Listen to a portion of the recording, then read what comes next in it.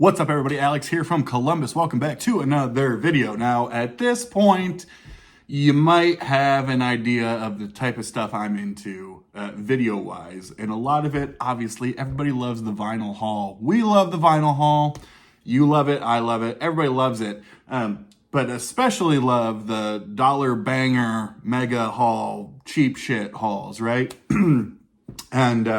Well, I hope people like watching them because I certainly like making the videos, and the only thing I like more than making the videos is actually like buying them and listening to them myself. So this was a fun one. At the time of recording this, it's Memorial Day weekend here in Columbus, and one of my locals, possibly my favorite local store here in Columbus, Elizabeth's Records, was doing a dollar sale.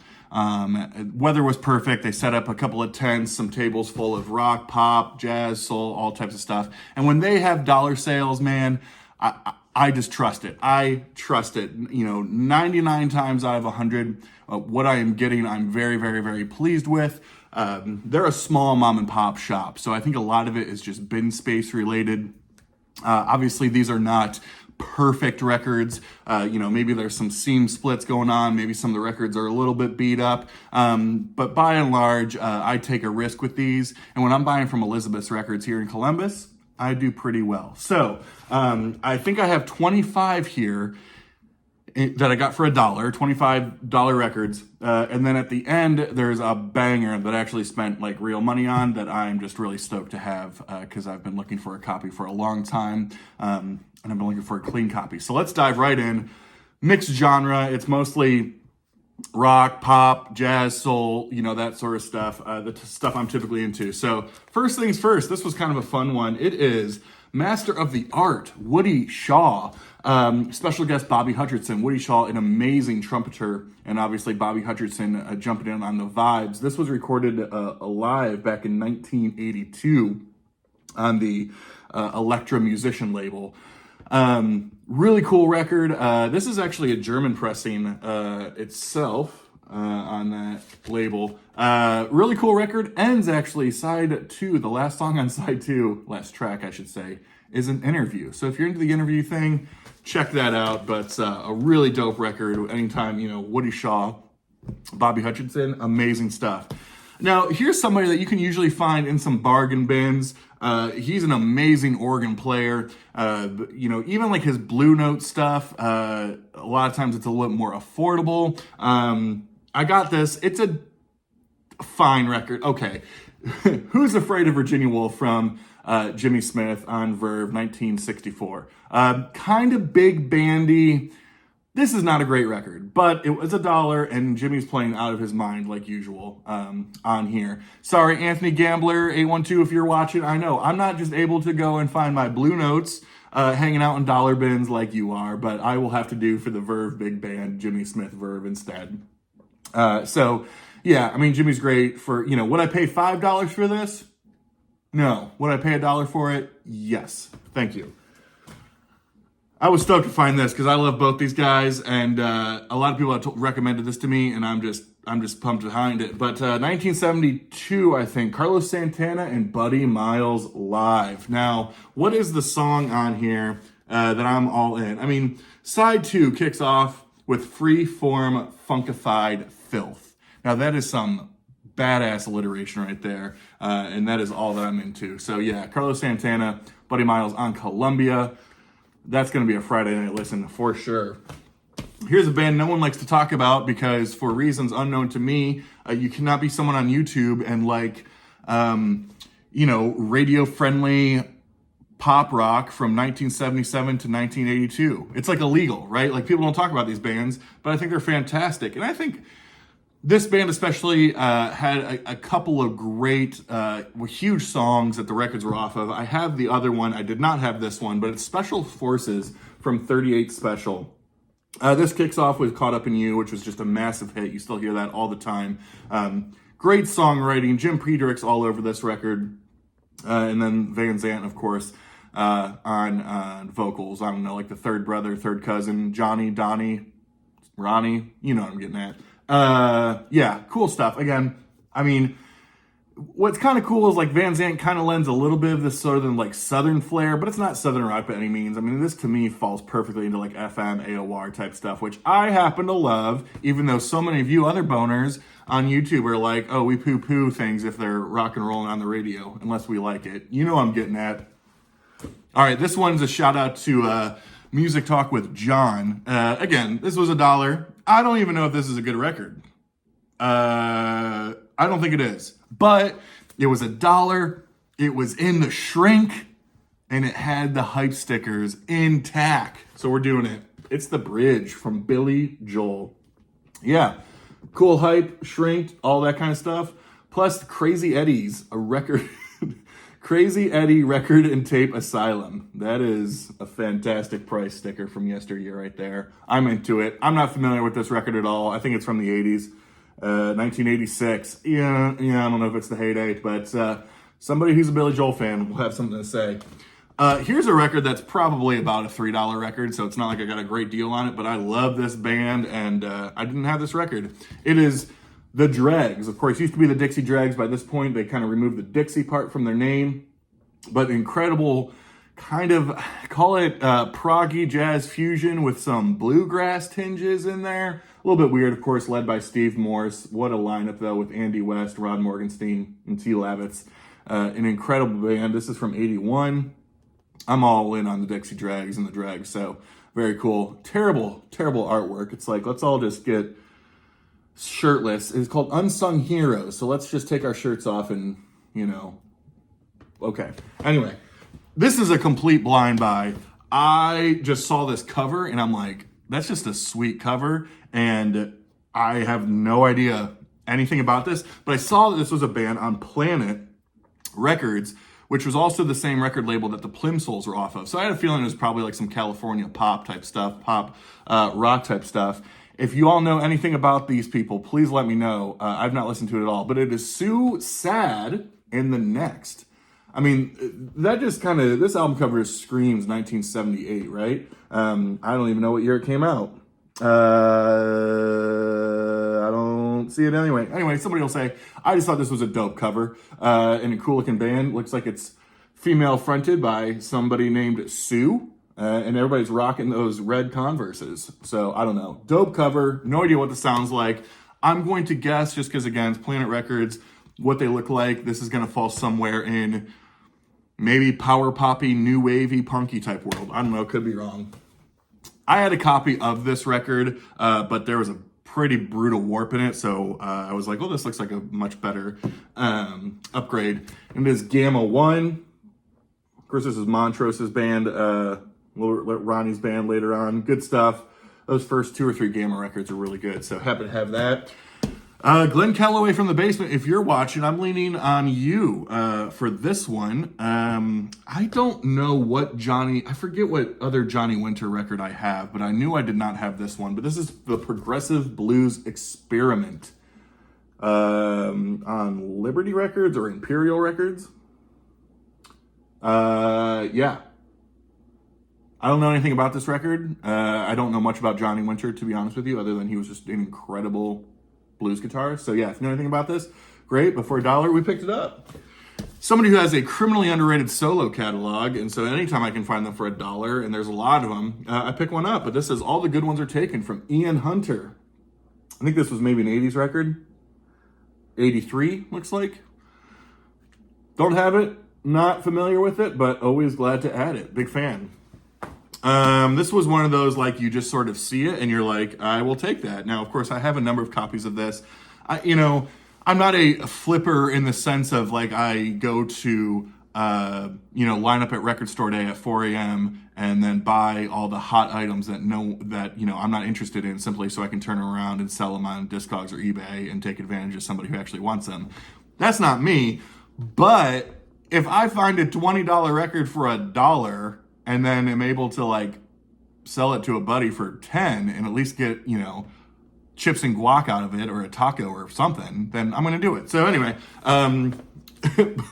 this might have been in the thumbnail too. Black Sabbath, Master of Reality. This is a mid-70s pressing on the, the Palm Tree label. But yeah, you know, this was a record that, since it's covered, you know, it's all black, that the blemishes come through the sleeve really obviously, but disc was actually not in bad shape. So yeah, I mean, Black Sabbath for $1, okay.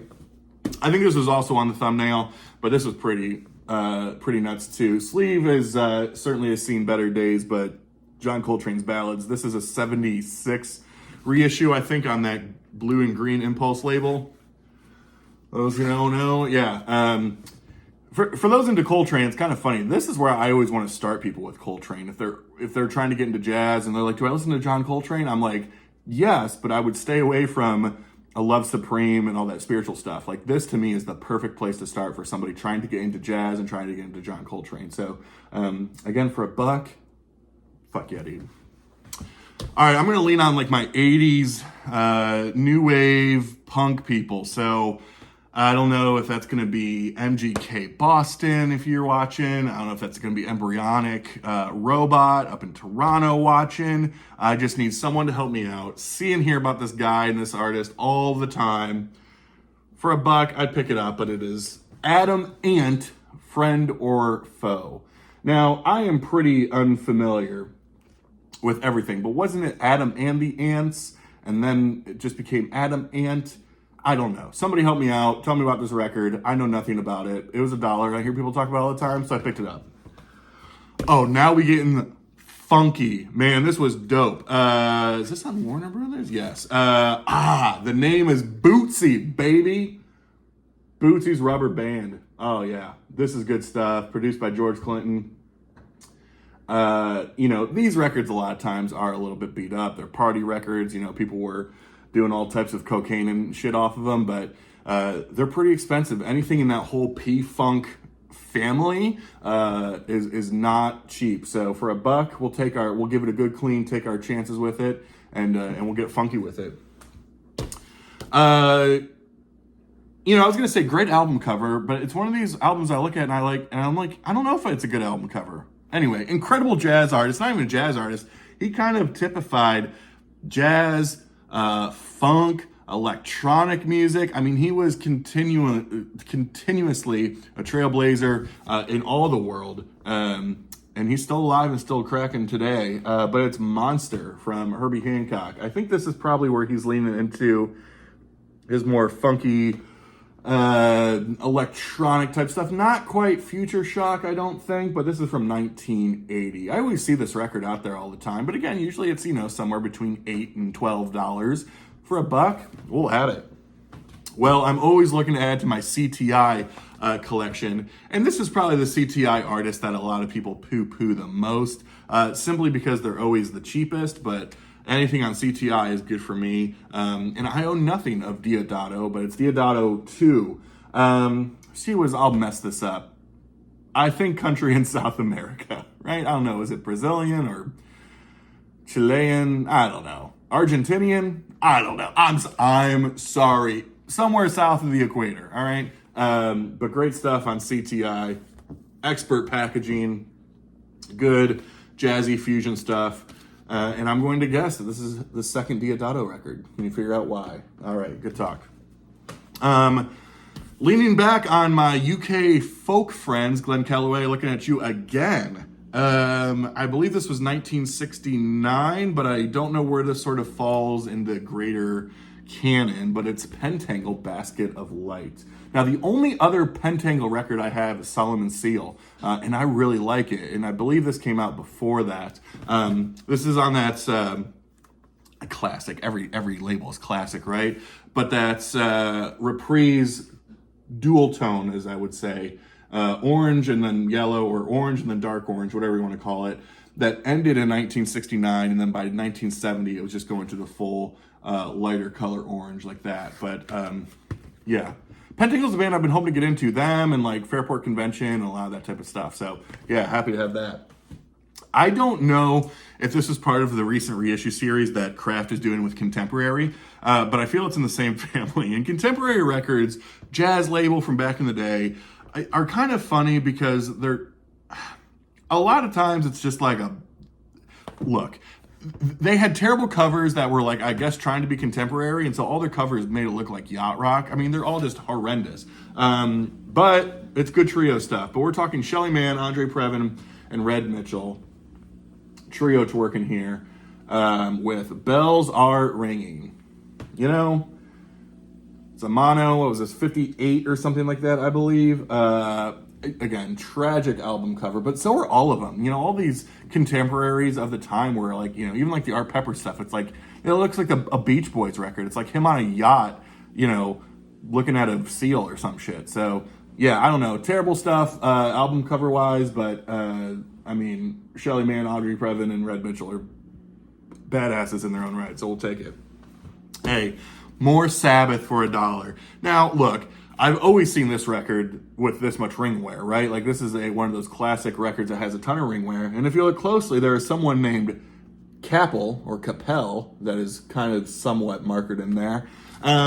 So Such Is Life there. You know, it's got some tape, all those different things. But, and this is what the nerds, the vinyl nerds, and I say that with all the love because I'm one of them, right? Like, this always like kills me. You know, people got a show. It's a greenie. It's a greenie. Yeah, when they say greenie, they're just talking about that Warner Brothers label of that olive green from back in the day before it went to the palm trees in like 3 or so, 72. So it's a greenie, Paranoid. Again, a record that I have a copy of, but maybe I'll check condition. Maybe we'll Frankenstein something out. Maybe we'll give this a gift to somebody if they don't care that it belonged to Capel at one point. Who knows? Figure it out. All right, this admittedly was beat to hell. I don't even know. I'm going to have to put it on the turntable and see if it even plays without me wanting to, like, yeet it out the window. But it's Brother Jack McDuff live. Now, this is an original on Prestige on the Fireworks label, but it is just absolutely destroyed. Brother Jack McDuff, an amazing organ player. You got Red Holloway on tenor sax, George Benson on guitar, and then Joe Dukes on drums. So we'll see. It doesn't look too good, but who knows, man? I mean, I don't look too good either, and some people like me. So here it goes. How about some classic soul, man? I don't know if you can go wrong with Roberta Flack, Quiet Fire. Awesome stuff. I love Roberta Flack. We just lost her, and so, yeah, 1971, great stuff. Excited for that. Here's a couple double shots. Now, this is a band that, you know, these are probably $3 to $5 records and in great condition. So these are cheap records anyway. But I always recommend them. I bought them a lot when I was getting into like progressive jazz fusion because they were so cheap and so accessible, and I found them everywhere, and they're fucking dope. But the band is Passport, Sky Blue, and then Garden of Eden. These came out in the 79 and 78. Cool album covers. I dig those covers a lot. But yeah, if you see a Passport record out there from that sort of like, I don't know, 75 to 79 sort of range, they're usually pretty damn good. Fiery, good fusion, absolute great stuff. Is it Cross Collateral? Is that the really good one? I don't know. The point is, they're good records. All right, here was an absolute banging. This is the last one of the dollar hollers. This might have been worth the whole lot, to be honest with you. But it is Jimi Hendrix, The Cry of Love. So this was the first record that was released posthumously. 1970, it was supposed to be that fourth record that he was working on, so it was put together after he died. But I was looking at it, and I was like, this is a very, like, I was like, wait a minute, is that a... I couldn't tell if that was, when I was just kind of flipping through, I couldn't tell if it was just one of those like gold record stamps that go on later, you know, pressings. I was like, no, that's a whole sticker. And some of you might know, if you're flipping through stuff and there's the hype sticker is put directly on the jacket, that typically means it's a promo copy because promo copies were not sealed. So they would just put the hype sticker right on the jacket itself. So of course I had to pull it out, giggity, and look what we find. That sweet, sweet white label promo. So that's pretty nasty there to find a white label promo of a Hendrix record. I'm pretty on board for that. So feeling good. And last, and certainly not least, I mean, that's the last of the dollar records. This was like the one, I say, real record, a real purchase I made. I've been on the lookout for this for a while. I wanted an original, and then originals are always just trash because it's just a classic funky soul record. But it is Curtis, an original... clean, like so much so I had to double check everything because it was like, this feels I've not come across a record like this that the cover and the record was that clean in the longest time. So a lot of people, I think, will like defer to what is it, Superfly soundtrack, which is amazing in its own right. But this is the record, man. This is the absolute record. So yeah, I am stoked to have this. I think an absolute staple in any classic funk or soul collection. And yeah, absolute pumped to have it. So there you go. 25 records-ish, $25. That's it. Thanks for watching, everybody. Let me know what you think on some of those records that I don't know anything about. And keep buying records, keep spinning records, and keep treating yourselves and other people well. Take care, everybody. Bye.